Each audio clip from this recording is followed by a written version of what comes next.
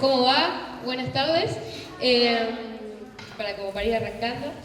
Mi nombre es Simone, soy estudiante de la carrera de Sociología y voy a pasar a presentar a los compañeros también de socio, Lucas Ruinich, Ricardo Sidicaro y Pablo Varela.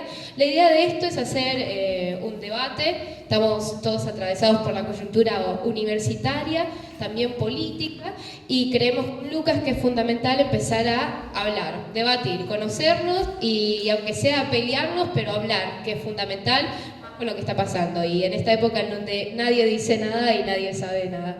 Así que, bueno, para empezar, le cedo la palabra acá a Lucas y que se sea placentero. ¿Que está muy saturado? ¿Está muy alto? ¿Se escucha bien? ¿Cómo? Demasiado. ¿Mucho? Claro. Es algo más íntimo, ¿no? Hola. Hola, hola. ¿Ahí? A ver. Hola, hola. Está bien. ¿Terminamos? Sí. Hola, ¿se escucha ahí? ¿Está bien? Bueno, ¿qué tal? Buenas noches. En esta facultad un poco vacía. Gracias a los autoconvocados por la invitación, por la organización, a Lucas y sus espacios que siempre abren a distintas intervenciones. Bueno, ¿qué es esto? Esa es la pregunta que convoca la charla, una pregunta que calculo que nos hacemos casi diariamente, 2 o 3 veces por día, mirando los medios de comunicación. Yo quiero, para empezar a tratar de abordar esa pregunta, quiero proponer otra pregunta, que quizás la forma más sonora que ha sido propuesta ha sido la de Adrián Dárgelos, que es ¿cómo llegamos hasta acá? Y quiero preguntar y poner en discusión cómo llegamos hasta acá, porque me parece que eso nos permite pensar la excepcionalidad de ciertos aspectos de este fenómeno, pero también su no excepcionalidad pensada en el tiempo y pensada a nivel internacional. Y para eso quiero tomar 2 libros que parece al principio que no tienen nada que ver entre sí, pero que van a tener algo que ver, que son 2 libros que a mí me gustan mucho, que acá con Mariela Cambiaso, que es compañera mía del Seminario de Investigación Los Trabajadores en la Argentina Actual, leemos y muchas veces recomendamos, que también se preguntan cómo llegamos hasta acá en 2 coyunturas distintas, en 2 países distintos y responden de distinta manera. El primer libro se llama Chaps, la demonización de la clase obrera, que es un libro que escribió un tipo que se llama Owen Jones, que es un periodista académico inglés, y el tipo se pregunta básicamente cómo es que la gloriosa clase obrera inglesa, la de la revolución industrial, la del movimiento sindical, logra ser demonizada y a principios de los años 2000 es nominada con este vocablo de chaps, que es como una suerte de mezcla entre vago, planero, un chap, ¿sí? Es una cosa completamente despreciativa decir chaps, ¿sí? Y está usado en general para la clase obrera blanca, nativa, podríamos decir, de Inglaterra, ¿sí? Entonces el tipo va analizando el proceso de demonización de la gloriosa clase trabajadora en Inglaterra y lo va a hacer a través de distintas, digamos, segmentos. Entonces va a analizar los medios de comunicación, lo que acá me parece que un poco banalmente llaman la batalla cultural.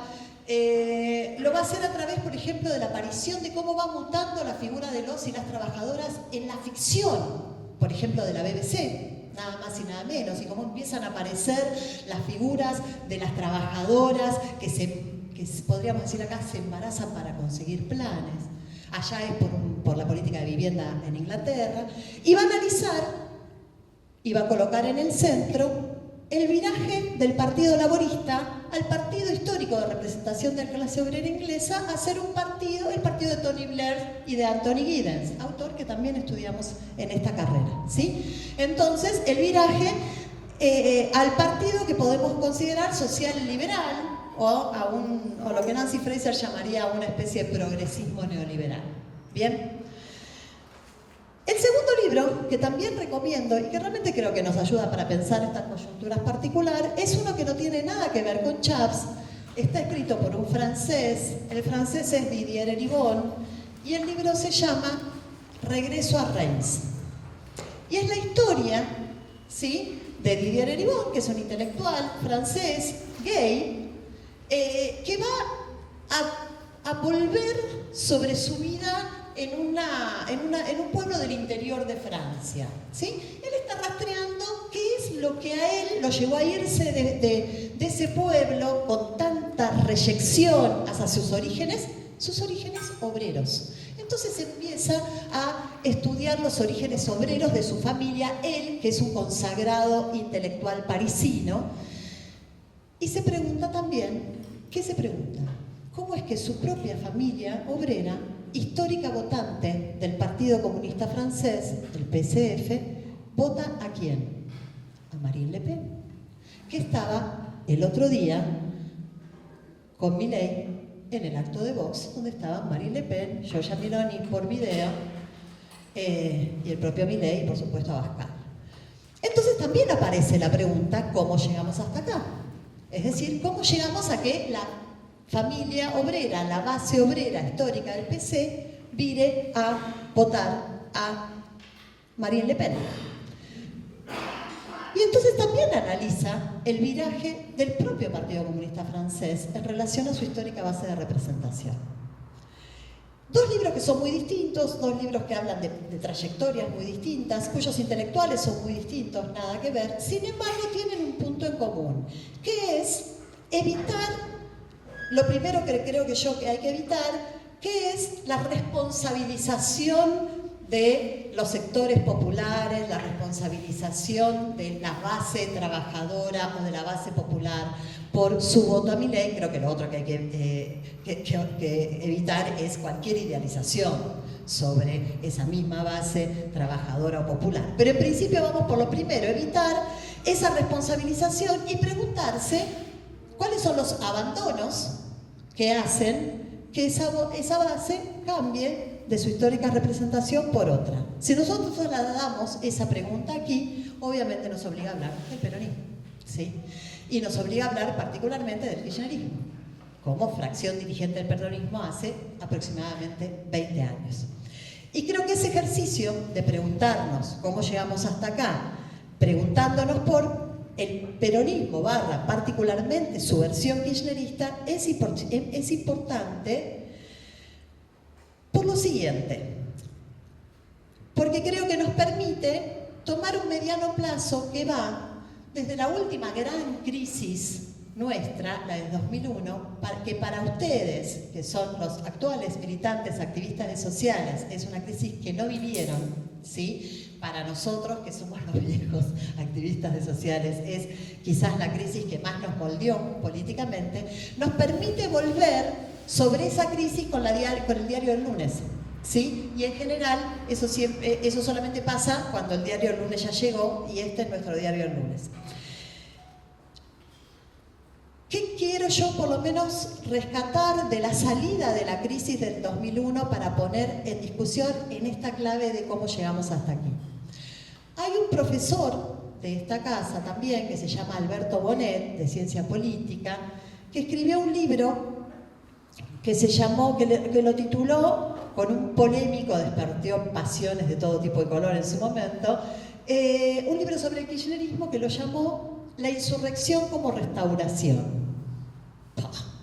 Bien, ¿qué es lo que sostenía Bonet en ese libro? Sostenía que el kirchnerismo surge necesariamente con una contradicción fundante, que es homenajear la crisis que le da origen. Es imposible pensar en el kirchnerismo sin la crisis del 2001, homenajear esa crisis y al mismo tiempo restaurar las instituciones del régimen que esa crisis hizo volar por los aires.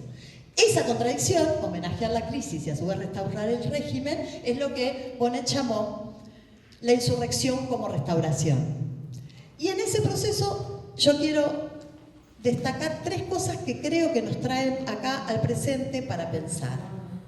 La primera tiene que ver con que esa restauración de las instituciones del régimen pos una crisis de todo tipo, todo el mundo hablaba en ese momento de crisis orgánica tomando Gramsci, porque Gramsci no se toma ahora, se toma hace 40 años en Argentina para hablar de las crisis. Todo el mundo hablaba de crisis orgánica. La restauración de las instituciones del régimen político después de esa crisis significó también un desplazamiento de la política de la calle al palacio. Un desplazamiento que no fue de un día para el otro, sino que fue un desplazamiento progresivo de la política de la calle al palacio. ¿Qué quiero decir con esto? La política que había invadido las calles con el movimiento piquetero, la política que había invadido las fábricas con el movimiento de fábricas recuperadas, que había invadido las plazas de la urbe, por ejemplo Buenos Aires, con las asambleas populares, todo eso fue metabolizado a partir de su institucionalización. Ese proceso de institucionalización implicó cada vez más una legitimación de la política como política en el palacio. Y eso fue quedando, me parece a mí, eso hay que discutirlo, casi únicamente como legitimidad de la política del palacio. Vamos a decirle la política de la rosca. Al punto tal que actualmente es muy habitual encontrar la reivindicación de la rosca. La reivindicación de la rosca como política. Si eso lo decías en el 2001, te desvanecías en el aire, te autodestruías en 15 segundos. ¿Sí? Porque el 2001 también fue una crisis de representación y también fue una crisis de las instituciones. Sin embargo, 20 años después, la política aparece como la política de las instituciones. Ustedes acá en la facultad lo tienen completamente en la vida cotidiana, es decir, la política se hace en la rosca de las agrupaciones políticas, se hace en la rosca de las agrupaciones con la gestión, se hace en las reuniones. Eso implica que los organismos, hoy estaban hablando los compañeros de lo difícil que es hacer que la conducción del centro de estudiantes llame a una asamblea. Es decir, que cualquier organismo de discusión colectiva, democrática, para cocinar la política, para llevar adelante las decisiones que hagan a la vida política, apareció, después de 20 años, completamente degradado, apareció como el lugar donde no se hace política. La segunda cuestión que creo yo que hay que pensar en esos 20 años que van de la crisis del 2001 acá, es, bueno, de más está decir que esa política de la rosca, en esa idea de la política como rosca, anida una de las grandes frases o de los grandes símbolos del mileísmo, que es la idea de la casta. Porque la política que se hace en el palacio, la política que solamente se hace en la rosca, es la política de los profesionales de la política. Después la gente dedica su vida a laburar para vivir. Entonces el que puede dedicar la vida a la rosca no puede sino quedar del lado de la casta. El segundo desplazamiento que a mí me interesa mirar y pensar para lo que va de una crisis a la otra, es que eso también deja a la política de la calle en un lugar muy particular, que es el lugar de base de maniobra de lo que se cocina en la rosca. Es decir, las movilizaciones, las asambleas, la lucha callejera, deja de ser el espacio de llevar adelante la política y pasa a ser base de la maniobra de algo que después se va a cocinar. Ejemplo clarísimo, lo comenta Diego Genú, para mí uno de los grandes editorialistas en este momento de la política nacional, lo comenta en la última editorial de la política online cuando dice: ¿cuál es el punto en común entre la marcha del 23 y el paro del 9? Que los dos fueron usados por las direcciones correspondientes para arreglar una negociación en otro lado. ¿Sí? La marcha del 23 fue usada, en este caso, por la conducción de la UBA para negociar los votos de la ley bases en el Congreso para el presupuesto de la UBA. En el caso del paro del 9, fue usado por los llamados gordos de la CGT para estar negociando a ver si sacan algo un poco más o menos en la ley base respecto de, básicamente, el impuesto a las ganancias, que es una de las cosas que se está discutiendo. Entonces, segunda cuestión que creo que se fue legitimando y que hoy quedó como un sentido común, es las movilizaciones son base de maniobra de lo que se decide en otro lado. Y lo último, que me parece que es importante también rescatar, es la idea de que ese proceso de los 20 años que van de una crisis a la otra también puede ser pensado como un proceso de cada vez mayor disociación entre las palabras y las cosas, ¿sí?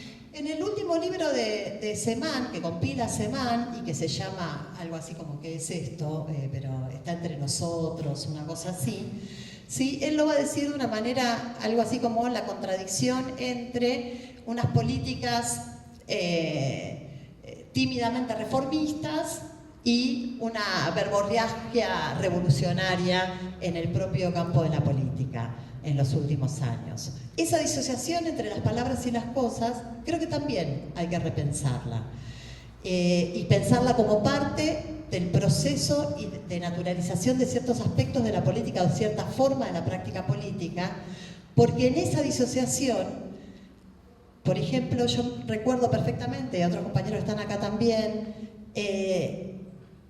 que se discutía mucho, por ejemplo, la idea del 50-50, de haber recuperado el 50-50 del reparto de la riqueza, como se llamaba históricamente el reparto de la riqueza, un 50-50 cuyo momento de gloria fue el 74, antes del Rodrigazo, y que quienes hacíamos estudio del trabajo y hacemos estudio del trabajo decíamos, ojo, que ese 50-50 lo están contando sin tener en cuenta ni más ni menos que el sector informal y el sector llamado cuentapropista. Es decir, sin contar una porción de la clase trabajadora que queda afuera, ¿sí? Y contando solamente a los formales privados, que es un sector cada vez más pequeño de la clase trabajadora. Eso no era una discusión, aunque en todas las coyunturas las discusiones políticas suelen embarrarse y suelen banalizarse, lo cierto es que esa no era una discusión de cuestión exquisita de números, ni de un problema de si hay 5% más o menos. Era una discusión acerca de cómo se está concibiendo esa base de representación del peronismo, histórica, la base de representación de los trabajadores con el peronismo. Porque ese 50-50 dejaba fuera lo que después migró, y todo el mundo analizó, como el voto que no era interpelado ni por los sindicatos, ni por el discurso de que el Estado otorga derechos, sino que era interpelado por ¿qué discurso? El de la meritocracia, el del emprendedorismo, el de un individualismo exacerbado. ¿Por qué? Porque el cuentapropista, porque el informal no está organizado colectivamente, no accede a derechos, entonces lo interpela aquello que tiene que ver con sus condiciones de existencia, aquello que tiene que ver con su experiencia material, ¿sí? Entonces, esa disociación de las palabras y las cosas, yo creo que también es algo que nosotros tenemos que discutir. Porque, por supuesto, y además está decirlo, el mileísmo, la extrema derecha, utiliza esa disociación a su favor y la transforma y la lleva al paroxismo, ¿sí? Entonces, creo yo, y con esto cierro como para dejar estas cuestiones en la mesa de discusión, creo que un ejercicio importante es pensar cómo llegamos hasta acá, pensar qué elementos de los procesos políticos de los últimos años se naturalizaron y pudieron ser utilizados por esta ultraderecha de Milei para propuestas reaccionarias que está llevando adelante. Me parece también que pensar en esta clave en la que piensan Owen Jones y Didier Eribon en Francia, el problema de cuáles son las bases de representación de los partidos históricos que representan los sectores populares y cuáles son las políticas que se llevaron adelante para hacer esa disociación entre la base de representación de esos partidos, nos ayuda a pensar, y sobre todo porque yo soy de quienes piensan que más temprano que tarde va a haber más conflictividad. Nosotros recién veníamos diciendo, no sabemos qué nos apena más, si lo que pasa o lo que no pasa. Va a venir conflictividad, va a venir con una nueva generación, como siempre vienen los ascensos de conflictividad, y creo que lo mejor que pueden hacer ustedes como esa nueva generación es mirar el pasado para no cometer los mismos errores que cometimos nosotros en la última salida de la crisis en Argentina.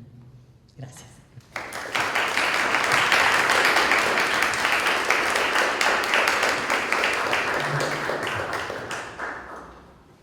Buenas noches.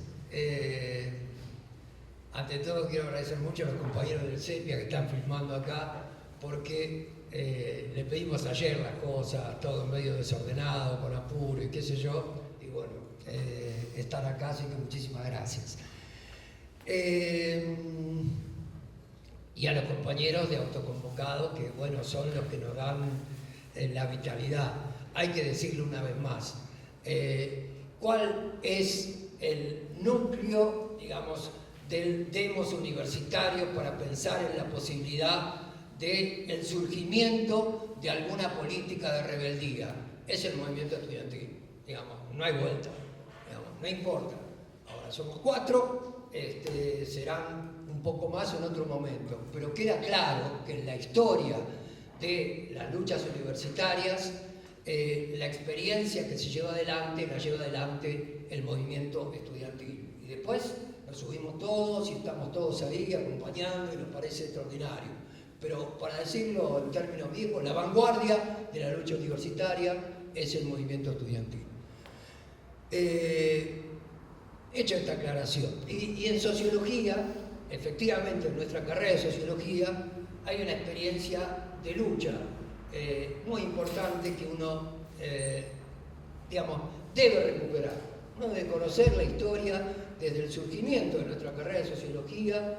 La experiencia siempre fue una experiencia rebelde, contestataria, en distintos momentos, con mayor intensidad, bajo distintos paraguas, pero tuvo el movimiento estudiantil de sociología desde los años 60 en adelante una participación central. Primero en la Facultad de Filosofía y Letras y después en la Facultad de Ciencias Sociales. Así que un agradecimiento a los estudiantes autoconvocados. La pregunta ¿qué es esto? En realidad la resuelve bien Paula, porque como nosotros somos todos materialistas históricos, en realidad tenemos que pensar cómo llegamos hasta acá, efectivamente, como dice la compañera. Como para hacer un poco de historia de la palabra, pero eso solo como un chisme de introducción, porque me preguntaban muchos compañeros, porque hay un libro de Ezequiel Martínez Estrada, que es un libro editado por Editorial Lautaro en 1956, que se llama ¿Qué es esto? Catilinaria. Catilinaria se convirtió en una especie de género que tiene que ver con un discurso de contestación, un discurso de indignación, que en el caso de Martínez Estrada era sobre el peronismo. Es un libro, yo diría, que es objeto de reflexión histórica, olvidable hoy, porque está con toda la arbitrariedad y la pasión antiperonista, con una gran erudición, como la que tenía Martínez Estrada, pero es un libro que queda en la historia de los debates apasionados de algún sector de los intelectuales contra el peronismo. Hay otra catilinaria latinoamericana, que es la del ecuatoriano Juan Montalvo, que es un libro de ensayos también apasionado, intempestivo. Son en realidad invectivas contra un dictador ecuatoriano en 1880. Juan Montalvo era como un sarmientino, anticlerical, laico, esa gran tradición que hay que reivindicar. Bueno, ¿qué es esto? ¿Y por qué llegamos hasta aquí? Cuando yo doy clases el primer año de sociología, digo algo que es fundamental de la teoría social. No podemos explicar un punto en el espacio social sin ver ese punto como el entramado conflictivo de relaciones históricamente constituidas. No se puede explicar un punto en el espacio social por las condiciones intrínsecas de ese punto. Nosotros nos podemos quedar en describir el folclore de un presidente caricaturesco. No, hay a veces que decir algo de eso. Pero efectivamente lo que hay que preguntarse es, como dijo Paula, ¿cómo llegamos? ¿Hasta dónde llegamos? ¿Llegamos a qué? A una situación de... Acá se habla mucho de hegemonía, ¿no? Acá se habla mucho de hegemonía porque todos hemos leído los cuadernos de la cárcel. Nos preguntamos entonces cómo se ha llegado a lo que es una situación de predominio cultural. Predominio cultural leído a través de qué, puede ser de muchos casos, pero a mí me gusta mirar un elemento particular que tiene que ver con para decirlo con los frankfurtianos, una racionalidad instrumental, para decirlo weberianamente, una acción racional con arreglo a fines, pensada, desprendida de objetivos trascendentes, esa razón instrumental que se expande como un fantasma por los distintos espacios sociales. Por los distintos espacios sociales, diría claramente, con lo que contó recién Paula, por el sistema político. Los partidos políticos que tenían, con todas sus deficiencias, con sus tradiciones reformistas negociadoras, tenían vocación inclusiva, algunos más que los otros, pero los dos partidos grandes de Argentina tenían vocaciones relativamente inclusivas. Se destruyeron los partidos políticos en la década del 90. No existen. Son bandas de personas que defienden intereses particulares, por eso es lo de la racionalidad instrumental, sin otro objetivo que no sea el electoral. Digamos, esto hay que decirlo con mucha cuidado, con mucho respeto, porque como uno está acá en este lugar, que yo fui un profesor de muchos compañeros que son dirigentes políticos y qué sé yo, de los distintos lugares, ahora decir, bueno, uno siempre tiene que aclarar, siempre hay individuos particulares que hacen cosas que son absolutamente reivindicables, pero no estamos hablando de eso, estamos hablando de relaciones sociales, estamos hablando de las relaciones sociales, sabemos que hay gente buena, digamos, pero ¿cuáles son las relaciones sociales predominantes? Entonces, esa racionalidad instrumental desprovista de objetivos trascendentes, atraviesa distintos espacios de la sociedad y atraviesa espacios significativos. No voy a repetir lo que dijo Paula acerca de la rosca política, porque tiene que ver con una concepción de la política en el sentido más clásico, liberal. Es una concepción liberal de la política, digamos, en donde lo que hay que hacer es dirigirse a individuos aislados que, digamos, uno tiene que conquistar su voto. Por eso uno se encuentra con cosas que a veces no se entienden bien y tienen que ver con que cada partido tiene su, como se dice ahora, su coacheador, digamos. Cada partido tiene su Durán Barba. Entonces, ¿qué hace el coacheador, que es el Durán Barba? Tiene una mirada adaptativa, no es una mirada activa sobre el mundo, es una mirada, ¿cómo viene la mano? Digamos, que es la encuestología. La mano viene así. Entonces, vos tenés que ahora en el debate utilizar groserías y lo que en otro momento se llamaban malas palabras, porque parece que la cosa viene así, porque en el focus group vimos que si vos decís la puta que lo parió, cosas realmente, vos decís, todo el tiempo están diciendo groserías gratuitamente. ¿Por qué? Porque en el focus group le dijeron, mira, parece que la cosa viene así. Entonces, pero lo dice Milei, pero lo dicen los sectores progresistas, lo dicen todos, porque cada uno tiene su gran barba. Cristina tiene su gran barba, Grabois tiene su gran barba, todos tienen su gran barba. Digamos, salvo los partidos más chicos, qué sé yo, pero los dos partidos grandes y las distintas variaciones tienen eso. ¿Por qué entonces es una racionalidad instrumental? Es una racionalidad que piensa solo en el sistema electoral, que abandona, aunque sean unas banderas reformistas, que son ambiguas, que tienen elementos de pragmatismo, tenían alguna bandera. Digamos, vos decís, bueno, escúchame, está bien, justicia social, soberanía política, independencia económica, dice la tres banderas del peronismo. Nadie menciona eso desde hace mucho tiempo. digamos. Nadie menciona eso desde hace mucho tiempo porque ¿cuál es tu estrategia? Digamos, tu estrategia es llegar mejor parado a al siguiente evento electoral. Nada más que eso. Bueno, pero quiero pensar en ejemplos de la vida cotidiana, cómo en la vida cotidiana aparecen en distintas instituciones. Quiero referirme a una del sistema político y a otra del propio mundo universitario. Sistema político. Como uno conoce gente, conocía a un muchacho que era de un sector del peronismo que estaban discutiendo cuando fue la discusión sobre la ley previsional, la discusión de los piedrazos en la plaza. Bueno, ¿qué me cuenta este muchacho? Que todo el mundo cuenta ahora las cosas así, sin demasiadas inhibiciones. Me dice, conjunto de asesores de los distintos partidos que estaban en ese momento.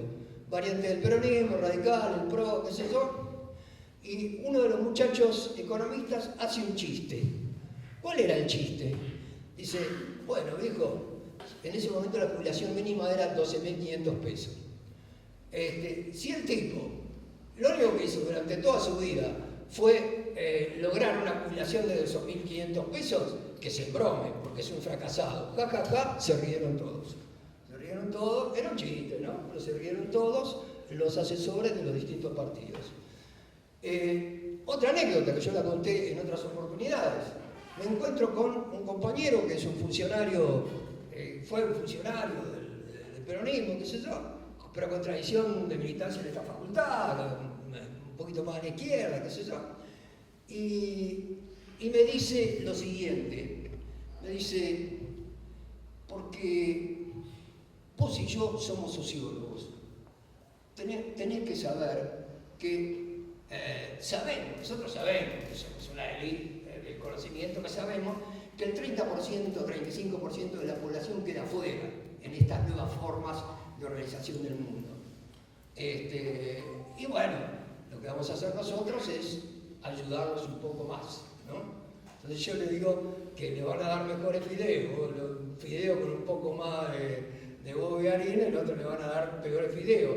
Si tu política, si vos tenés 40 años, estás en un partido que reivindica, aunque sea de manera reformista, esas tradiciones, y lo único que tenés para decir es con cinismo, con racionalidad instrumental, porque ¿qué es lo que hacen? Los datos se convierten en destino social. Esa es la manera de hacer un diagnóstico sociológico. Los datos aparecen como, eso es así, digamos, es así, la naturalización de las relaciones sociales. Nosotros hemos leído desde el principio Miseria y la filosofía, introducción a la crítica de la economía política, sobre todo para pensar en la naturalización de las relaciones sociales. Bueno, pero esta es la naturalización de las relaciones sociales. El tipo que me dice, las cosas son así, vos y yo sabemos que las cosas son así. Pero lo más complicado todavía es que esto se extiende a estos espacios, Entonces, miren, la siguiente experiencia explica más que nada una situación, anécdota que me cuenta una compañera, becaria mía de investigación, que hace carrera, que yo promuevo que haga carrera, y me parece muy importante que haga carrera sin creerse las profundas transformaciones absolutamente, digamos, opresivas que hay en la forma de organización del sistema académico del presente a partir de las conferencias de Bolonia de 1999, donde transforman esa racionalidad instrumental, digamos, se transfiere al mundo universitario. Entonces, ¿qué me cuenta esta compañera? Que tiene una reunión para discutir un artículo que ella va a publicar en una revista internacional. Vuelvo a repetir, no siempre esto es así. Siempre tenemos compañeros, y sobre todo en sociología, que tienen otras miradas y que por suerte, por eso yo puedo decir esto con tranquilidad. No todo es así, pero es así también. Y ocurrió esto que voy a contar. ¿Qué es? Discuten, 6, 7, 8 compañeros discuten acerca del artículo de mi estudiante. ¿Cuál es la discusión después de 1 hora y media? Dice, el resumen tiene que ir de tal manera, porque el resumen tiene que tener en principio tales y cuales características. Te faltan tales y cuales citas. La introducción es una especie de, está bien, hay que decir esas cosas también, así es la vida. Ahora, después de 1 hora y media, la compañera dice, bueno, pero ¿qué pasa con el contenido del artículo? No han discutido, pues se enojó un poco, ¿no? Entonces, enojó un poco y dice, no han discutido el contenido de mi artículo. Compañero más canchero le dice, perdón, el uso del coloquial, lo grosero, pero que es, le dijo, flaca, ¿vos querés publicar? Porque es imprescindible publicar ahora para sobrevivir. ¿Vos querés publicar? Te estamos ayudando a publicar, ¿entendés? Con estas cosas vos vas a publicar. Así que, no es que le dijo, no me hinches más, pero le clausuró la posibilidad de seguir debatiendo. Y prácticamente no discutieron el tema, no discutieron el contenido del artículo. Digamos, insisto, no siempre es así, pero que haya un caso así, en un espacio como es el mundo de la sociología, de las ciencias sociales, tiene que llamar la atención. Tiene que llamar la atención. Y si uno mira cuál es la reorganización del mundo académico del presente, es una reorganización que tiene que ver con individualismos carreristas. Individualismos carreristas.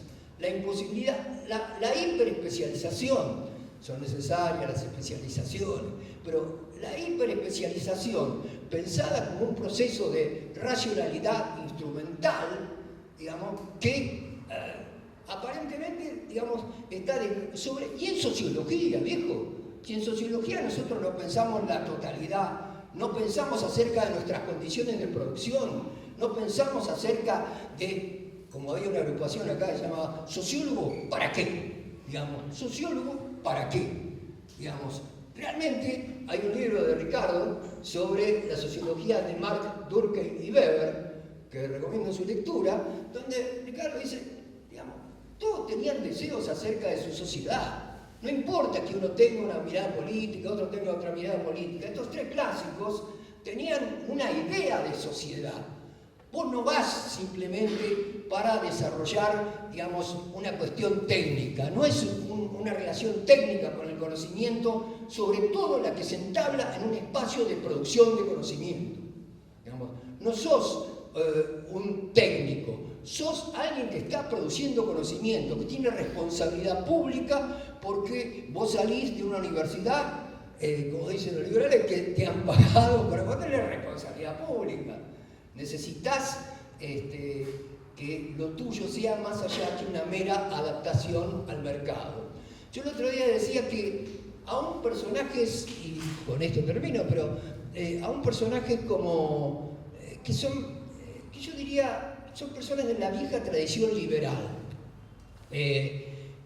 Dos de ellos quiero citar. Una filósofa, discípula de, ¿cómo se llama?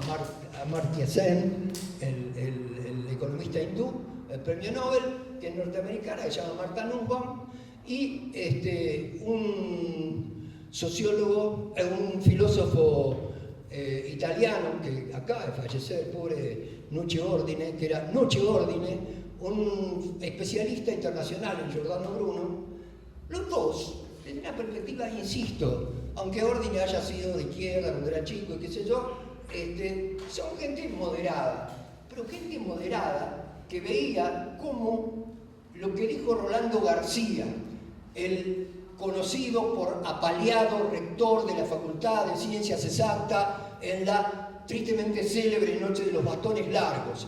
¿Qué dijo Rolando García a los 86 pirulos en el diario La Nación? Porque podía hacerlo por su prestigio. Ahora estamos formando científicos donde lo fundamental aparece como las destrezas y habilidades. Y se habla así, de destrezas y habilidades, digamos, y no se pregunta para qué. No hay responsabilidad en relación a la sociedad. Y García terminaba diciendo, bueno, ¿quién evalúa lo que hay que hacer después de la conferencia de Bolonia? ¿Cuál es el espacio de debate que hay a nivel internacional? Podría ser, en términos ideales, la UNESCO, no, es el Banco Mundial, digamos, el que reparte, digamos, en algún sentido, trozos importantes, partes importantes de capital para la investigación científica. Entonces, yo digo, creo que es una situación de... Martha Nussbaum dice, la verdad que si yo voy a una universidad norteamericana y quiero promover debates acerca de la importancia de las humanísticas para formar, no te dice ciudadanos revolucionarios, para formar ciudadanos responsables que tengan capacidad reflexiva y trato de pensar que las humanísticas y las sociales problematizadoras tienen un papel relevante en eso. La sacan de varios lados, ¿no? Le dicen, no, bueno, está bien, y le van relegando su papel. Nucci Ordine, que era el especialista internacional en Giordano Bruno, cuando ve la situación en que está cayendo la educación media europea, sale a dar clases por los secundarios europeos. Sale a dar clases aprovechando el prestigio de gran filósofo, sale a dar clases a algunos secundarios de España, otros de Francia, muchos de Italia, porque se preocupa, insisto, ya casi con una especie de mirada de liberal clásico que dice hay que formar ciudadanos responsables, que tengan capacidad reflexiva. Si uno forma de una manera extraordinariamente adaptativa, tirando cualquiera de las posibilidades reflexivas acerca de lo que hace un científico en relación a su propia sociedad, vamos en un camino hacia el abismo, decía este señor. Bueno, yo creo que efectivamente es así, y yo creo que este es el clima predominante, el elemento central, un individualismo pragmático, que no piensa en otra cosa que en una especie de racionalidad instrumental centrada en la acumulación egoísta de la ganancia. Y eso aparece de distintas maneras en distintos espacios de la sociedad. ¿Qué hacemos? Hay que crear 1, 2, 3, muchos espacios de deliberación. Simone recién dijo, hay que charlar. Bueno, hay que charlar, hay que charlar en espacios como la sociología, porque lo quiera uno reconocer o no lo quiera reconocer, tenemos la capacidad potencial de ser productores privilegiados de visiones en el mundo.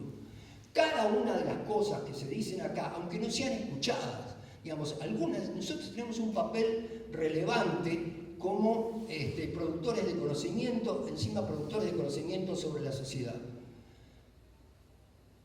Espacios de deliberación, 1, 2, 3, muchos espacios de deliberación, en lugares que lo habiliten, como son estos espacios de la Facultad de Ciencias Sociales. Así que de vuelta, el agradecimiento a los autoconvocados. Somos 4, pero esos 4 son fundamentales para pensar en un futuro que no nos haga quedar sentados en una silla mirando cómo se destruyen ciertas instituciones contenedoras que no eran las mejores, pero que sin embargo te dan la idea de que puede existir contención para pensar críticamente las tradiciones y producir alguna transformación.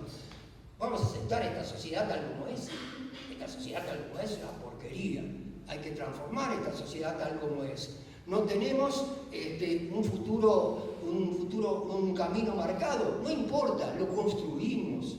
Digamos, las cosas se construyen visitando las anteriores tradiciones críticamente, y a partir de esa relación crítica con las antiguas tradiciones, la responsabilidad es construir algo para vivir en un mundo que no sea en este mundo de porquería. Tenemos que encontrar otras maneras de pensar los caminos que nos lleven hacia alguna sociedad mejor. A partir de eso es que nosotros vamos a hacer mejor sociología.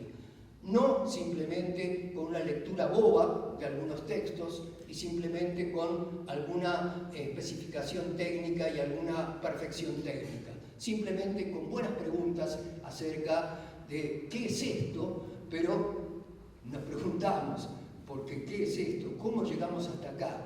Tenemos la obligación de preguntarnos cómo llegamos hasta acá cuando nos preguntamos qué es esto. Gracias.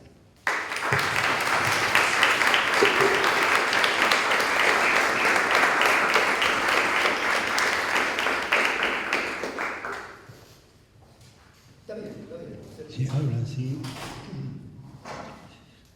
Bueno, escuchándolos a los oradores anteriores, me puso contento que mi pensamiento sea, o lo que voy a decir, sea algo optimista. ¿Por qué optimista?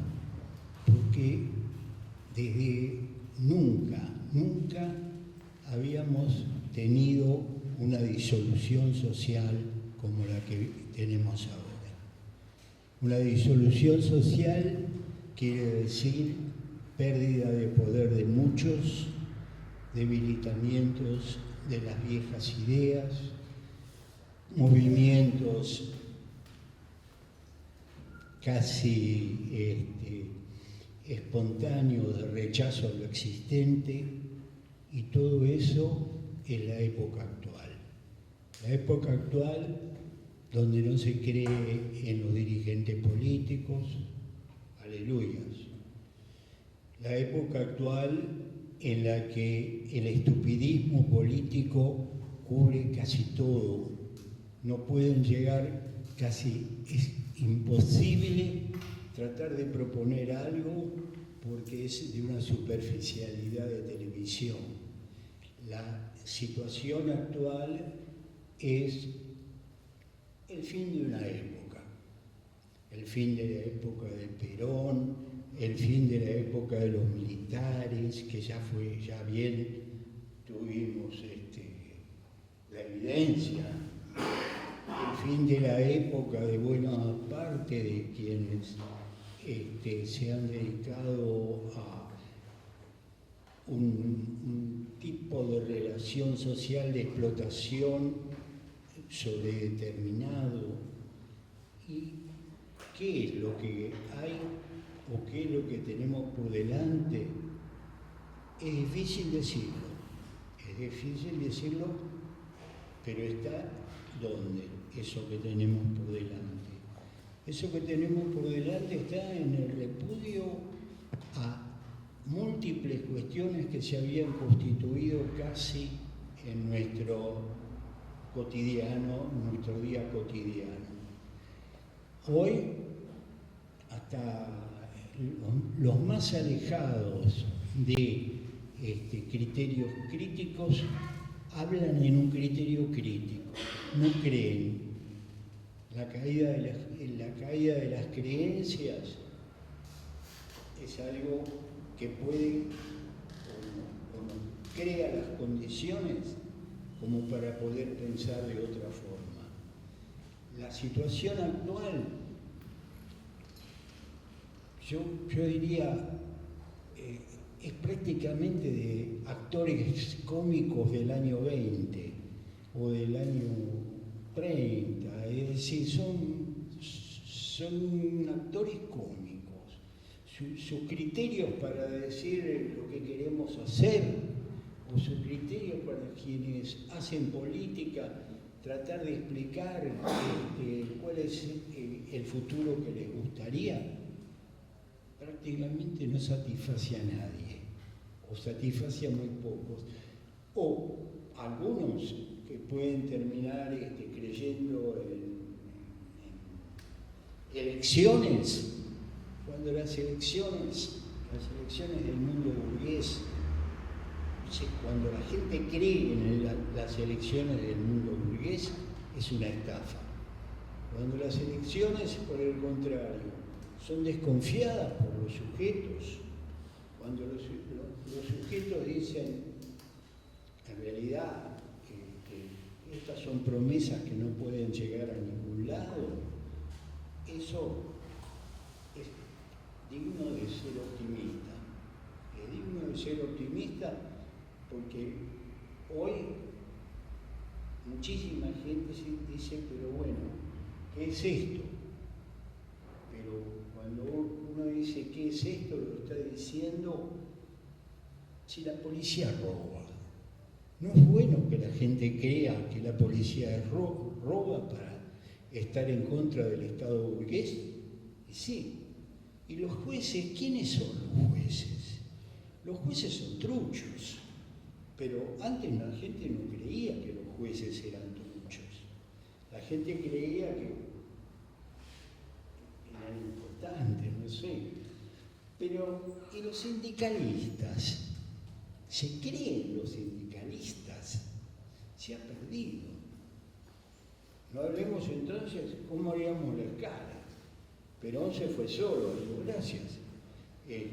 Pero fuera de todos los elementos que construían el imaginario cotidiano, se han resquebrajado hoy. Hoy, si uno le pregunta a alguien, pero alguien ajeno de la política, de los partidos, etc., y la idea de que son corruptos.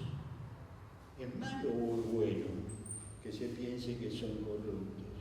Es positivo. Podrá haber mejores condiciones para crear formas políticas nuevas. Hace un tiempito hicimos esa movilización universitaria, etcétera, etcétera. Y al día siguiente me llamó un periodista, que a veces me llama, y yo le dije, mirá, por ahí hay de esa gente que se movilizó, hay tipos que fueron a mirar, otros que fueron a nada, pero nada más que con el 10% podríamos crear partidos dignos. Nada más que con el 10%.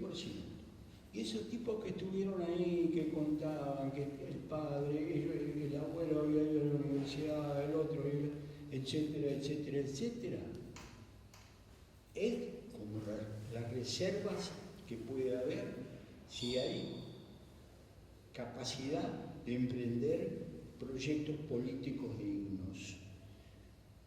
Yo diría que si cuando yo trato de acordarme de los dignos de otras épocas, los dignos de otras épocas más o menos los reconocí durante los primeros 5 meses que gobernaron. Después era evidente que eran todos truchos. Yo aprendí la política hacia la izquierda. ¿Por qué? Porque dije, estos tipos no pueden afirmar casi nada, pero lo dije en 1956, 57, escucharon los idiotas que habían creído que podían ir a hacer un pacto entre Perón, el radicalismo de Frondizi, etcétera, etcétera, fueron un fracaso. ¿Cómo es la historia de la Argentina? Desde casi siempre, digamos, ni siquiera pongamos parámetros. La historia de la Argentina es de minorías activas que no tienen capacidad de gobernar. Entre 1930 y 1983 no hubo democracia. Iban, llegaban, los rajaban los militares, no tenían ni la capacidad de defender nada. Esas fueron las clases políticas que tuvimos. Después llegó 1983 y yo termino siempre de indignar a todos diciendo, pero ¿cómo va a haber democracia si estos tipos nunca pudieron gobernar? Entre 1930 fueron todos fracasados, pero además de ser todos fracasados, no consiguieron gobernar porque a los 3 años, 4 años, los militares los echaban. No tuvimos nada. Eso que todavía hay gente que festeja, y yo nunca lo entiendo, 40 años de democracia. ¿Cómo tuvimos 40 años de democracia si los que llegaban no habían tenido condición de ciudadanos? El verso suena lindo, 40 años de democracia. No, estos tipos no votaban nunca, o le sacaban el voto rápidamente. Los que votaban, los que llegaban con proyectos políticos que fracasaban al tiempo. Algunos pudieron durar un poco más, pero durando un poco más, la idea de encontrar al ciudadano que discuta la política con dignidad se hizo casi imposible. La primera época que hay gente reclamando que haya otra cosa es ahora. Antes no hubo. Antes cada uno llegaba y tenía un programa primero que había anunciado, pero después ¿qué pasaba? Y no pudimos porque esto, lo otro, el Fondo Monetario Internacional, esto, lo otro, etcétera, etcétera. Hoy hay muchísima más certeza o muchísima más claridad que la historia argentina es la larga historia de un fracaso llevado adelante por la vieja oligarquía primero, y después por los radicales que eran absolutamente truchos, después por los peronistas que regalaron el gobierno en 1951 porque dijeron que no había que evitar la sangre, la propia de ellos. El fracaso, si uno piensa en la historia argentina, es la historia por todos lados de no haber visto o no haber discutido qué era esto. Ezequiel Martínez Estrada dijo, ¿qué es esto? Y vio un libro muy agradable. Cuando le gustó la caída del peronismo, ¿pero qué hizo? Se fue a vivir a Cuba, porque vino la Revolución Cubana y Ezequiel Martínez Estrada fue un tipo de dignidad. En ese sentido, los vacíos que hoy encontramos por todos lados, casi nadie los decía o casi nadie los veía. Siempre suelo decir de la idiotez electoral, que si yo hace 10 años le preguntaba a alguien por quién votaba, el estúpido me decía yo soy. Porque me decía yo soy, pero era un estúpido. En realidad, lo que parecía era que tenía una identidad como pegada al cuerpo. Yo soy. Hoy, si yo le pregunto a alguien, el tipo me dice yo voto. Es un salto cualitativo. No dice más yo soy, porque duda de casi todo. Ahora, si hay algo que es importante que ha ocurrido en estos años, es que de alguna manera la demanda de democracia está en la sociedad. La demanda de respeto está en la sociedad. La demanda de los derechos humanos existe en la sociedad. Los tuvimos que cambiar de derechos del hombre a derechos humanos, cosa que es un salto cualitativo. En muchos sentidos, las condiciones de vacío político necesitan el 10% de la sociedad. En cualquier país, la mayor parte, viví en Francia mucho tiempo. Cuando le decía a mis amigos franceses, que eran todos más o menos de izquierda, ¿por quién votás? No, yo no me inscribo, decían, yo no voto. ¿Por qué voy a votar? Como decía Jean-Paul Sartre, votar es blanco bonete, bonete blanco, es todo lo mismo. Todo eso es maduración en los individuos y maduración en la sociedad. Que mañana uno pueda decir, estos individuos, buena parte de estos individuos son son egoístas, están pensando nada más que en ellos, etcétera, etcétera. Pero hoy hay mucha gente que está preguntándose las desgracias que vienen por el mal funcionamiento de la política. El mal funcionamiento de la política mató con el virus, mató, no sé, 35.000 veces, etc. Es decir, hoy están montones de gente sabiendo de que hay medicamentos que no van a estar, que no van a estar y que enfermedades que no van a encontrar los medicamentos. Hoy el pensamiento crítico está en la sociedad. Y el pensamiento crítico enunciado de formas distintas. Pero la idea de que esto es algo que no es la democracia, eso es fundamental. Y eso hay un gran avance.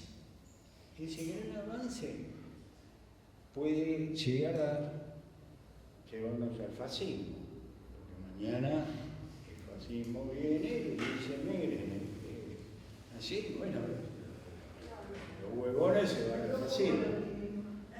Pero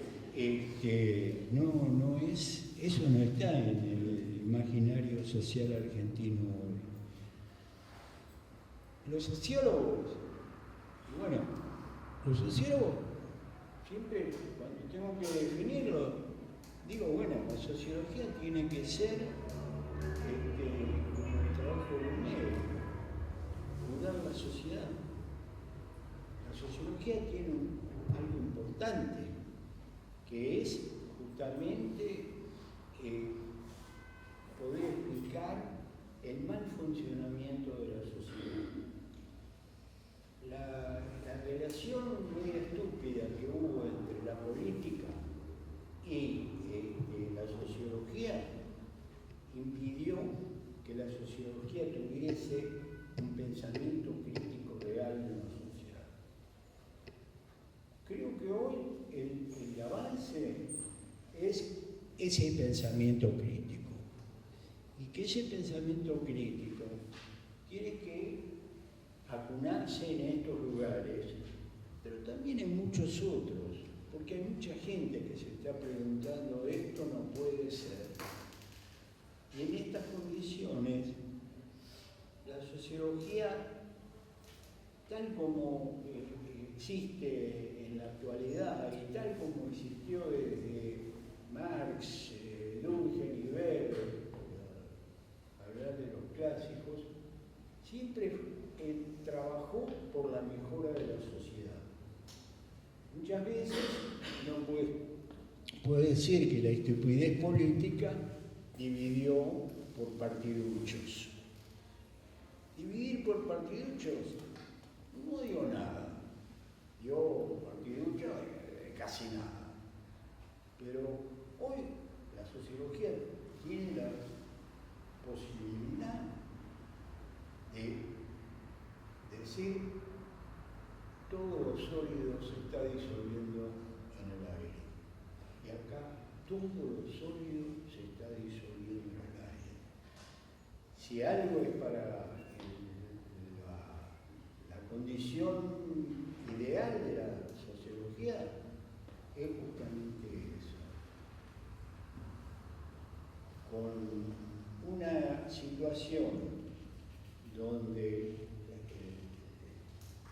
no se sabe bien cuántos chicos se mueren por enfermedades ahora, nuestros políticos nunca abrieron la boca sobre eso. Nunca. Algunos por ahí engancharon una estadística, qué sé yo, lo pudieron decir, pero nadie se enteró. Que se está destruyendo el sistema educativo, se dan cuenta muchísima gente. Ahí la importancia de la sociología es una importancia política, es una importancia de pensamiento crítico, y yo diría que comparado con épocas anteriores, nunca esa condición de un desarrollo que pueda unir las ciencias sociales con el pensamiento crítico y que tome distancia de la forma en que el Estado burgués se está disolviendo a sí mismo, porque si hay algo de otra fortuna que tenemos, es la gente que hoy gobierna quiere disolver el Estado burgués. Lo dice, y lo dice casi cotidianamente, que no hace falta Estado. Bueno, entre la crisis del Estado burgués, entre la crisis que tiene la economía, entre la crisis que tiene la figura mundial de la Argentina, los payasos que hacen política internacional, pero son payasos, todo eso, yo creo que se puede pensar con optimismo si somos capaces de hacerlo. Y los que tienen obligación de hacerlo, la sociología está muy bien ubicada. Digan la verdad, es un pensamiento optimista. Sí, es un pensamiento optimista. ¿Por qué? Y porque nosotros podemos hacerlo. Es un pensamiento, los que se convierten en pensamientos idiotas son los que no se pueden hacer. Pero poder pensar en términos de que la destrucción de la universidad como se está llevando a cabo en el momento actual, estamos nosotros y la sociología en muy buenas condiciones como para hacer mejor las cosas que por dignidad o por voluntad política deberíamos hacer. Nada más.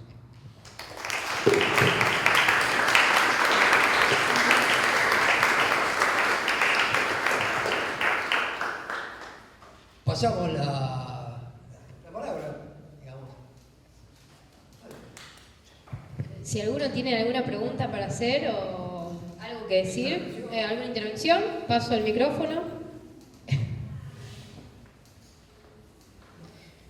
Bueno, en lo que piensan yo, me gustaría agradecer sobre todo a que hayan venido Paula, Ricardo, Rubinich, que Rubinich abogue tanto por este espacio, fogonee tanto estos espacios, creo que es crucial.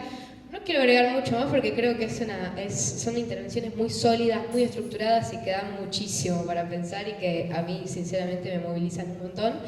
Pero nada, me parece que también está bueno escuchar si alguien tiene algo para decir, algo que le haya quedado dando vueltas.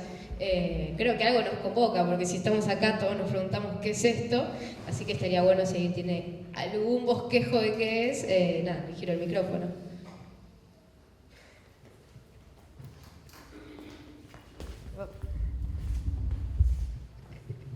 Buenas noches, en primer lugar muchas gracias.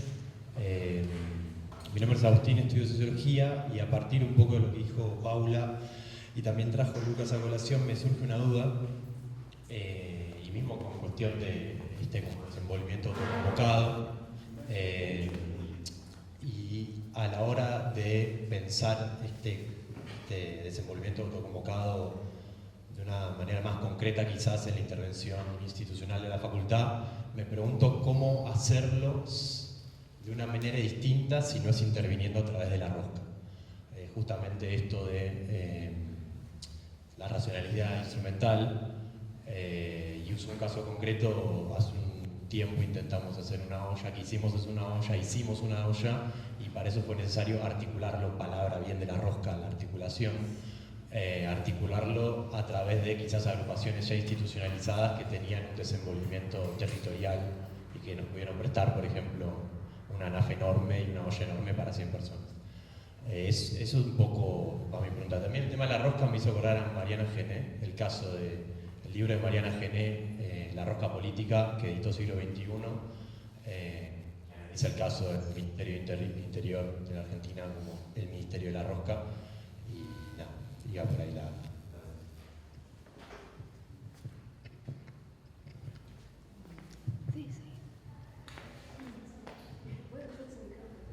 Ok. No sé si alguien quiere agregar otra pregunta o decir algo. Si no, vamos y vamos. Sí, a mí me gustó mucho el planteo de Paula. Me parece que caló en algunos temas muy profundos de lo que pueden dar pautas para entender qué es lo que pasó.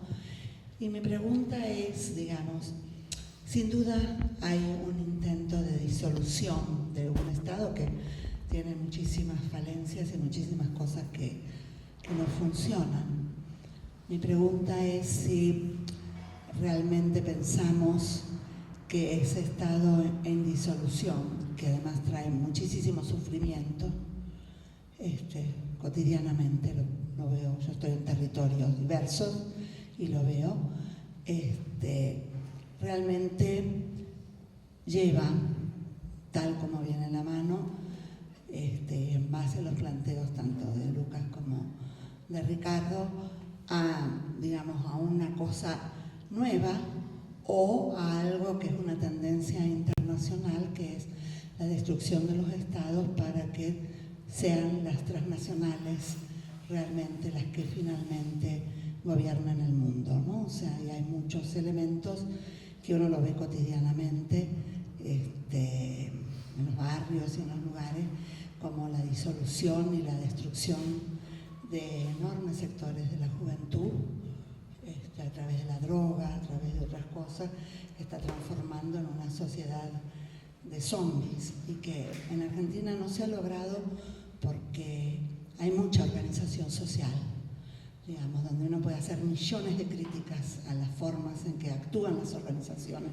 sociales, y las formas de representación de las organizaciones sociales, pero que sin esas organizaciones sociales a lo largo y ancho de todo el territorio, la situación sería catastrófica, ¿no? Entonces mi pregunta es eso, o sea, realmente, digamos, ante la disolución del Estado, si realmente vemos formas nuevas o estamos debatiendo formas nuevas de relaciones sociales que no sean absolutamente el reinado de las transnacionales y de los fondos buitres y de los ejércitos de mercenarios y demás. ¿Alguien más? ¿Vos querías usar? No sé si es una pregunta, pero pensé un montón de cosas mientras que hablaban. Primero porque cuando estaba viniendo para acá están estos carteles que puso la fuga que son los radicales con el peronismo, que dicen como defendamos la UBA porque es lo que funciona. Y ahí yo pienso como que a quién interpela eso, porque en realidad nosotros, justamente por lo que planteaban, ¿no? Como la idea de poder criticar todo, digamos, y decir, bueno, defendemos la UBA, pero la defendemos criticándola, digamos, y pensando qué universidad queremos, porque si no siempre nos quedamos con esas ideas así truncas que quizás un chico pasa y dice, y no sé si funciona, y ese no lo lleva a decir, bueno, destruyámosla, como digamos, vos llevar un pensamiento más de derecha, si no entra la crítica ahí. Después, por lo que decía Ricardo, yo pensaba, pienso todo el tiempo, ¿no? Como ante el horror y ante las cosas terribles que están pasando no solo acá, sino en Palestina, en el mundo, como también surge tanta creatividad, ¿no? Yo creo que va a ser un momento muy creativo también, creativo y también de reconstrucción de lo colectivo, porque el individualismo sí funcionó hasta cierto punto, pero ahora no queda otra que juntarse y bancarse colectivamente, porque ahí también surgen cosas nuevas. Y me quedé pensando por la pregunta que igual ahora seguramente la van a responder, pero como que yo pensaba, para mí la rosca no es en sí que sea una organización política, sino que me parece que tiene más que ver con esto de desprenderse de la necesidad real de la gente, digamos, o sea, como estar por fuera de eso. Entonces si esos tipos de organizaciones son dialogan, digamos, y son, ¿cómo se dice? ¿Cómo? Claro, son canales para que se exprese la gente, van de la mano con la lucha de la gente, de las masas, están bien y florecerán mil, pero el tema es cuando se separan y obstruyen, que creo que es lo que está pasando acá, ¿no? Como el movimiento estudiantil por ahora quizás son pocos los que están autoorganizados, pero porque hay muchas paredes, digamos, hay muchas organizaciones que actúan, incluso no diciendo, actúan en bloquear todo eso. Hay algo ahí en el no decir, en el silencio, en no convocar, que también insensibiliza y bloquea. Así que, nada, eso, un comentario más.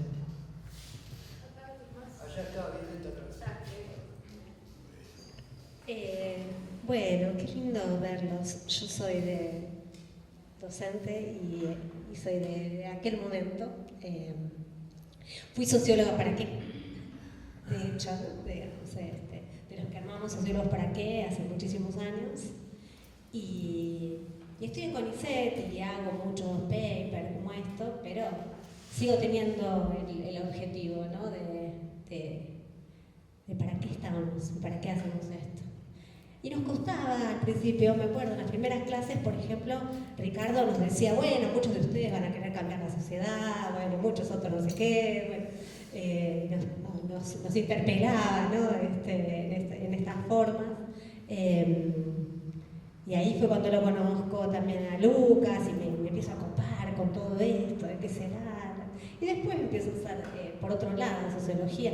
Bueno, con Paula militando en mi lado siempre, porque vivimos los 90, así que tenemos unos cuantos años. Bueno, pero lo que me parece es que en las tres intervenciones hay algunos puntos en común a pesar de todo, ¿no? El primer punto en común que tenemos es, bueno, esta distancia entre las palabras y las cosas, digamos, ¿no? En Paula estaba clarísimo en el sentido de que, bueno, se dice determinada cosa, pero después esto no tiene estas características en términos de promesas políticas. También muy claro en la de Ricardo, ¿no? Cuando Ricardo dice, bueno, ahora está en la sociedad, porque las instituciones mostraron todo lo que no pueden hacer. Y también clarísimo en Lucas, cuando Lucas nos va mostrando en su interpelación cómo hubo, digamos, esta putrefacción de estas instituciones. Ahora, me parece que podemos encontrar, no tenemos la seguridad de cuál es la promesa. Podemos vivir una disolución que puede llegar al fascismo y ahí no tenemos ninguna alegría, ¿no? Pero sí es verdad de que estos momentos de crisis, que es muy interesante, ¿no? En el castellano ser y estar es el mismo verbo, ¿no? Y en realidad estamos en una crisis que probablemente pueda también poner en tela de juicio algunas cuestiones, que es un poco lo que trataba de decirnos recién Ricardo. Y muchos de nosotros, cuando en los 90 estudiábamos sociología, lo que queríamos es tratar de organizar otra sociedad diferente, ¿no? Y en este sentido, supongo que nos volvemos a interpelar todo el tiempo. Y en esta interpelación, digamos, las instituciones cumplieron una función en un primer momento, post-crisis. Pero la cuestión es cuando éstas se nos separan, ¿no? Se separan de una forma en la cual la distancia es tan grande que no se pueden motorizar para poder realizar otro norte. Me parece súper interesante mantener esta política salvaje, ¿no? Cuando la política está totalmente institucionalizada, es una política que tiene demasiados límites. La idea, no sé, Tapia, pensador que a mí me gusta mucho, boliviano, habla de esta idea de la política salvaje como esta política que se hace en los espacios, en los territorios, en cada una de las organizaciones colectivas, de cada uno de estos lugares. Y que muchas veces sentimos que después con esto que nosotros estamos haciendo, bueno, se negocian las cosas. En algún sentido esto también forma parte del juego, pero bueno, se van haciendo, vamos tomando cada vez más ímpetu, ¿no? Y además la cuestión no es solamente el resultado, es sobre todo la trama organizativa que estamos armando, ¿no? Y que, bueno, tenemos que reempezar 1000 veces, 1001 vez, ¿no? Y por suerte somos jóvenes, porque uno ya lo agarra un poco con el caballo cansado. pero bueno, y hermoso escucharlos, hermosa la invitación, hermoso saber que están ustedes. En breve vamos a hacer una charla en el instituto sobre esta mirada tan crítica hacia las organizaciones sociales, ¿no? Digamos, esta interpelación que siempre se da hacia los pobres, de la forma en que gestionan, muchas veces autogestionan sus formas de vida, por supuesto con muchas cuestiones también para discutir entre nosotros, pero bueno, escotamos. Gracias.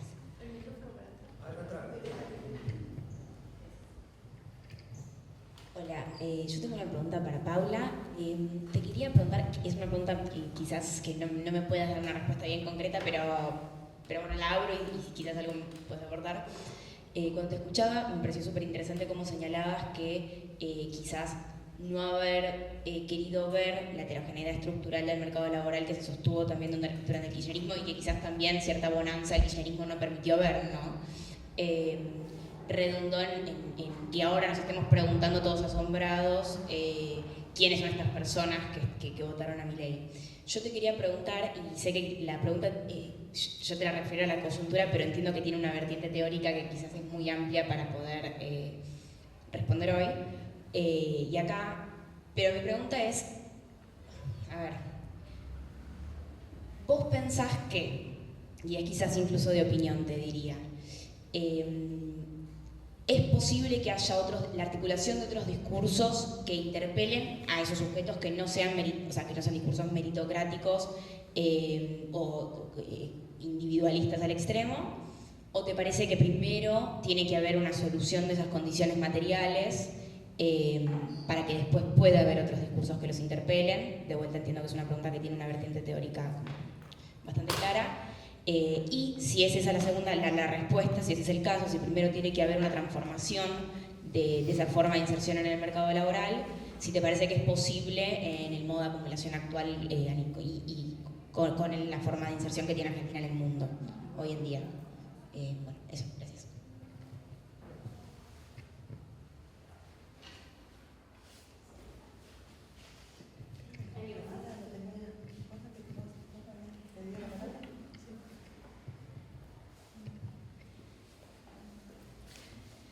Bueno, de la exposición de ustedes obviamente aparecen disparadores, pero yo voy a ser muy sincera de con qué expectativa vine hoy. Y era la pregunta que de alguna forma se me vinculaba con la primera intervención del muchacho, de las actividades que se pueden estar dando ustedes. Yo hace 50 años llegué a Buenos Aires a estudiar y estoy pensando que uno es una especie de cucaracha social que atraviesa muchas crisis, muchas cosas y de repente dice, wow, cumplí 70. Pero bueno, lo que yo tenía de curiosidad era saber si dentro de las iniciativas de la facultad, de este grupo o algo, aparecía algún tipo de intervención así mediática, porque recientemente yo me jubilé y esto me ha permitido estar muy escuchando, viendo, cosas que antes por el laburo, por la cosa no veía. Y veo una especie de apropiación del espacio virtual por chicos muy jóvenes del mileísmo, con realmente una cuestión creativa, una cuestión como de avanzada, y no encuentro de vamos a decir, una contraofensiva de eso, esa especie de lupa que da el conocimiento de lo social, esa cuestión de analizar positivamente el velo rasgado, ¿no? Y decir, este sistema, o incluso discutir lo que en muchos sectores aparece de que es una eliminación del Estado. Yo en lo personal creo que es otra forma de apropiación del Estado, un discurso legitimante de un cambio a las reglas de juego del Estado y una apropiación. No me cabe la menor duda que si de terminar el mandato Milei, qué sé yo, va a haber una nueva camada de profesionales en el Estado de la libertad avanza y una adaptación, una adecuación. A mí me da esa sensación. No, en este momento yo no estoy dando clase como para decir, ¿vieron? Como el teórico tal y tal, que dice, no lo puedo decir.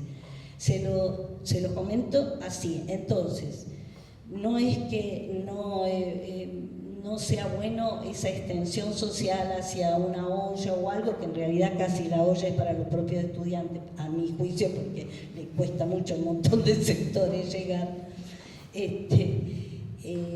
Pero me parece que ese terreno, si yo no lo sé y ustedes me lo cuentan, bueno, no digo, pero yo digo, está libre. Y otra cosa, viendo la cuestión optimista, voy a hacer algo de humor negro. Nunca como hoy, yo normalmente vengo de la izquierda y de los grupos esos que sacan el 2, 3%, a veces 4% convierte a favor, y crecí políticamente en la facultad teniendo el complejo de inferioridad y de capacidad de movilización, el protagonismo de las juventudes peronistas, todo, éramos como... Nunca sentí que hizo crecer tanto la izquierda, los zurdos, el zurdaje, alguien como Milei. De repente todo lo que no es libertad avanza es de izquierda. Literalmente, cuando uno asumía posiciones de izquierda y de, ya le digo, de grupúsculo, pero sí tenía un orgullo de que era como un reservorio de los valores, y ahora es como un depositario de la corrupción, del mal del mundo. Y yo digo, no, ojo, no vaya a ser que cuando esto no funcione, en perspectivas más generales, digamos, por más que puede llegar a funcionar en lo inmediato, no lo va a hacer en tanto no respuesta a la economía real y a la gente concreta. No vaya a ser que se le convierta en boomerang, porque antes era casi como ustedes lo tienen capacidad de ser.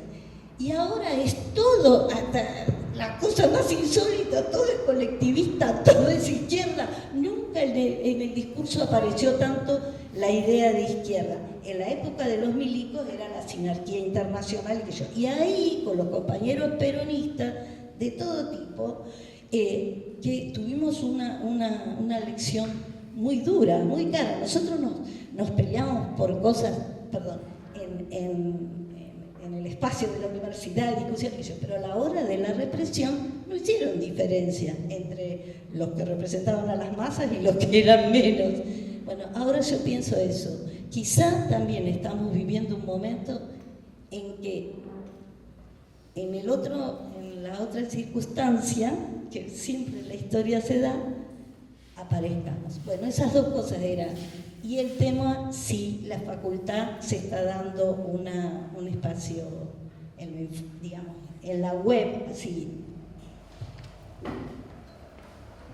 Bajo ahora un segundo, pero retomando esto de la web, yo creo que es una discusión que tenemos muchos los autoconvocados de cómo dar la batalla cultural, como ellos llaman, en la web, porque es verdad que la han acaparado por completo, y es verdad que también hay algo de lo que decía Lucas, que no podemos caer en su juego y no podemos centrar en hacer estos videos boludones de respondiendo como basados o dejando en evidencia al otro, sino que nosotros tendríamos que pensar una forma en la que el debate sea rico, constructivo, pero que a su vez llame la atención del que está viendo un TikTok y no quiere ver más de 3 minutos. Entonces ahí tenemos mucho para pensar, creo también.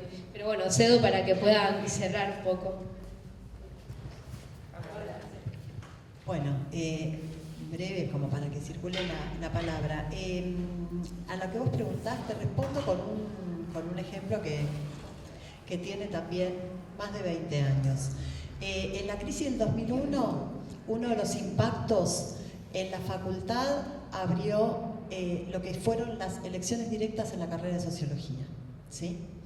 3 meses antes de que eso sucediera, un año antes de que eso sucediera, no estaba en la agenda de debate de la democratización del sistema de elección de autoridades en la facultad. Era históricamente un reclamo de la izquierda, ¿sí? Pero no era parte del debate. Bueno, la crisis, ¿sí?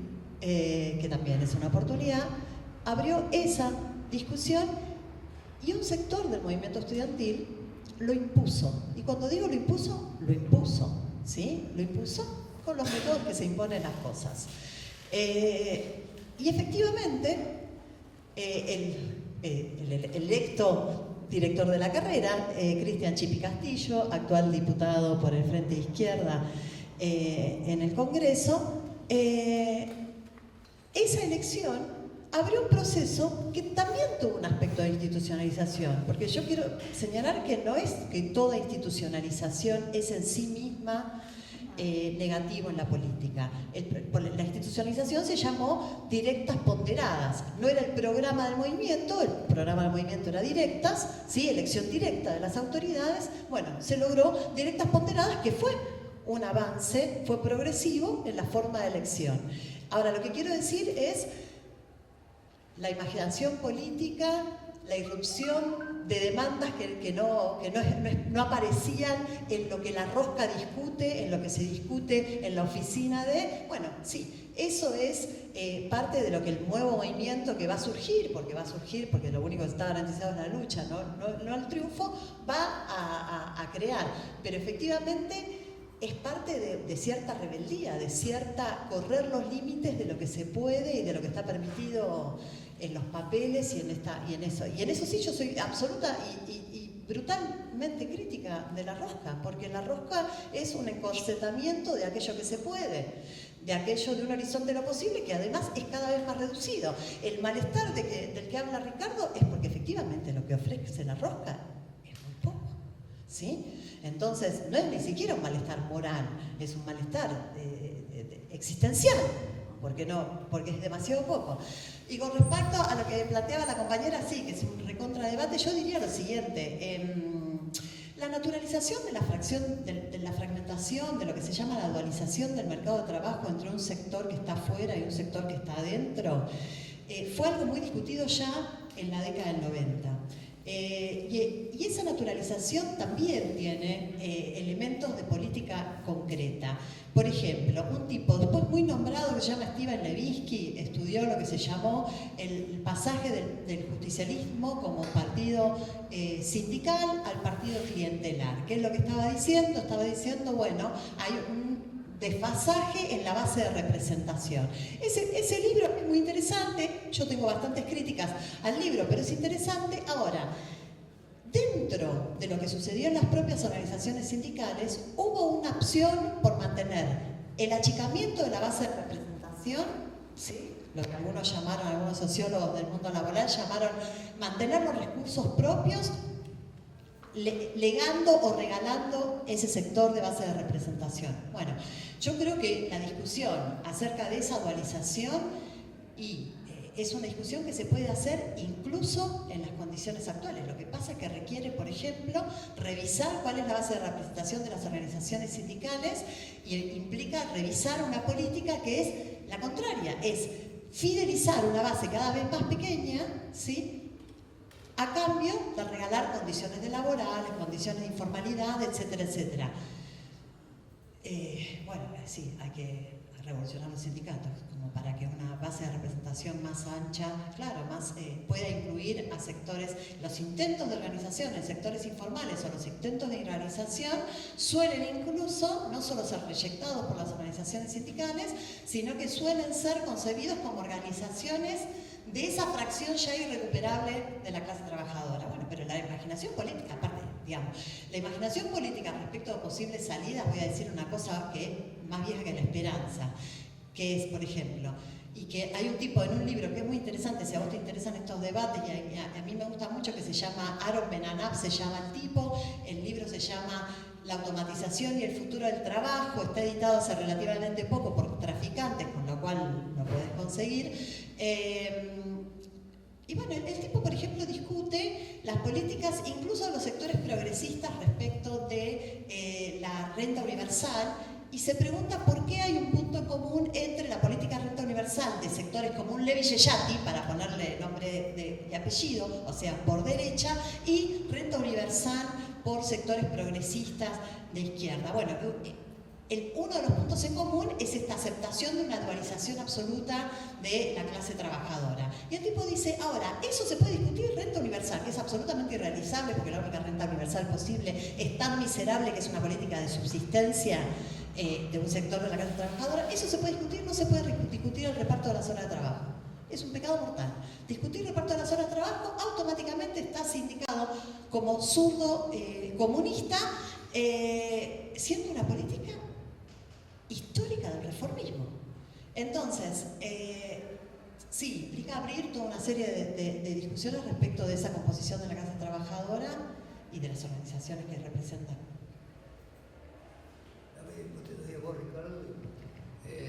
Bueno, como estamos llegando, vamos a tener un par de intervengo yo y también Ricardo, pues no llevan el micrófono, eso es lo que quiero decir. Voluntad de quedarnos charlando y de quedarnos charlando nos quedamos hasta la que sea, pero no llevan el micrófono. Así que un par de cosas al final. En realidad, yo creo que como a mí me parece muy importante lo que dice la compañera, lo que dijo la compañera recién acá, porque la defensa nostálgica de instituciones anteriores no lleva a ningún lado. Digamos, la defensa nostálgica de la universidad en estado decadente, digamos, no nos lleva a ningún lado. Nosotros tenemos que defender la universidad pública como un ideal de universidad pública que tiene la tradición de la reforma del 18, que tiene la tradición de la lucha del cordobazo entre estudiantes y obreros. Tenemos que reivindicar la lucha del 2001 o post-2001 que dieron como resultado las elecciones directas ponderadas y una especie de soviet antirreglamentario que son las juntas de carrera sociología, de las juntas de carrera que son 5, 5 y 5 contra el reglamento de la Universidad de Buenos Aires, que le da mayor preeminencia a los profesores, otra preeminencia a los graduados y otra a los estudiantes. Bueno, en los soviets de 5, 5 y 5 se lograron por esas peleas. Entonces, y una última cosa más, en relación, que me olvidé de decir algo que creo que es importante y que tiene que ver con dos cosas más. En principio, una reivindicación, ahora que se estudia tanto las élites, de un trabajo no terminado de un compañero profesor que era Jorge Weinstein, que estaba acá con el compañero Pancho en una cátedra sobre globalización, que escribió un artículo que se llama Las lumpenburguesías globales.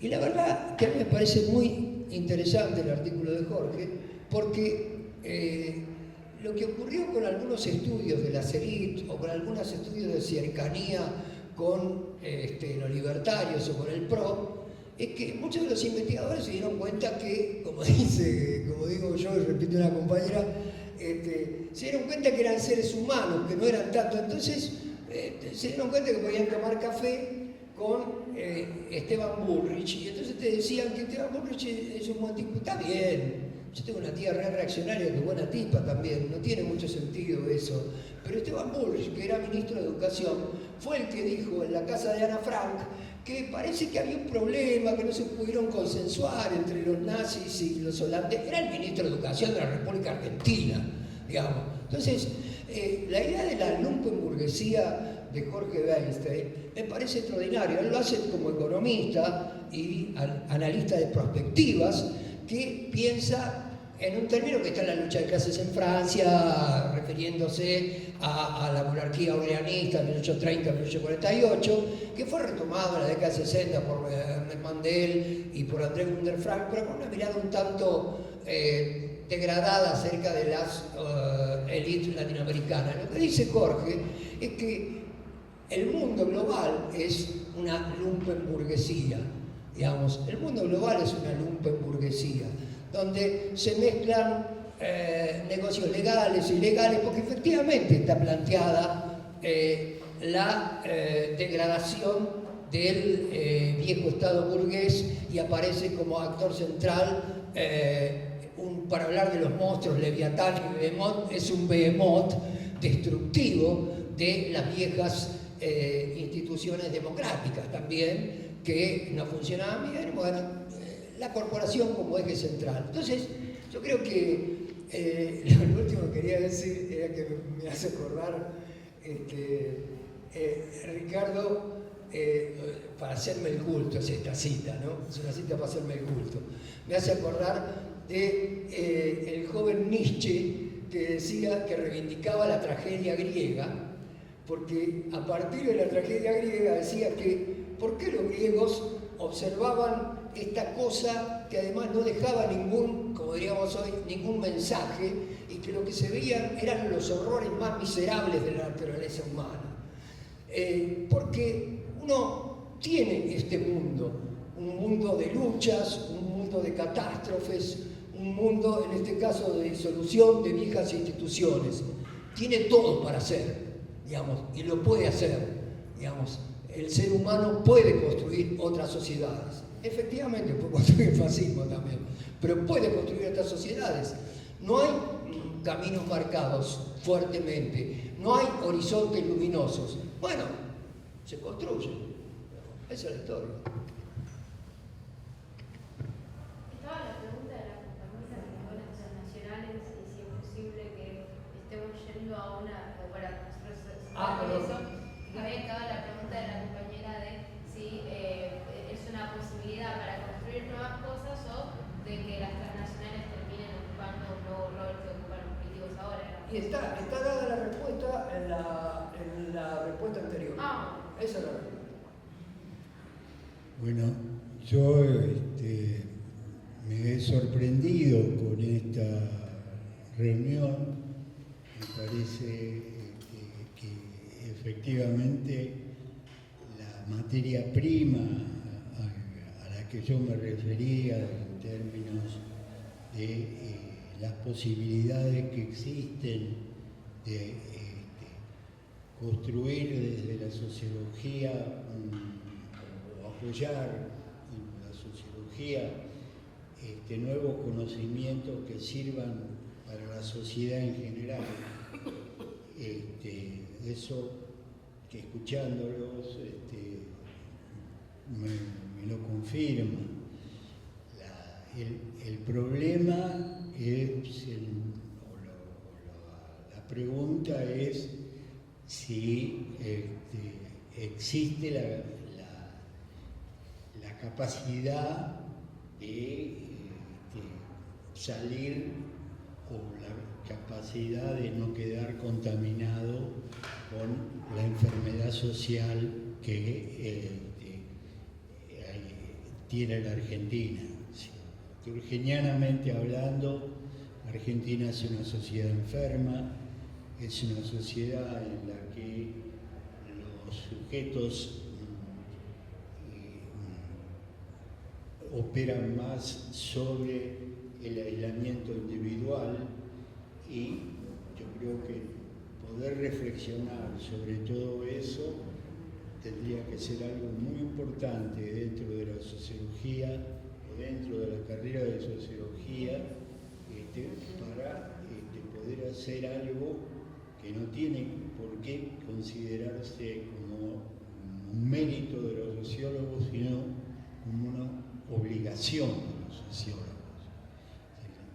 Esa obligación se perdió desde hace mucho entre nosotros. Y la carrerita o todo eso se convirtió en un mérito. Por el contrario, si hay un mérito en sociología, es trabajar para el conjunto de la sociedad, pensando en cómo se reconstruye la dignidad y la voluntad política. Y para la voluntad política, poder pensar cómo abrir puertas con conjuntos sociales que son capaces de plantearse también estos mismos problemas desde fuera de la sociología, creo que es una obligación ineludible. Simón, cerrar. No, ya... Sí. Bueno, dentro de un mes seguramente nos estaremos encontrando acá, quizás con más gente, quizás con ya autoconvocados mucho más construidos, pero bueno, nada, agradecer que se hayan acercado por el espacio.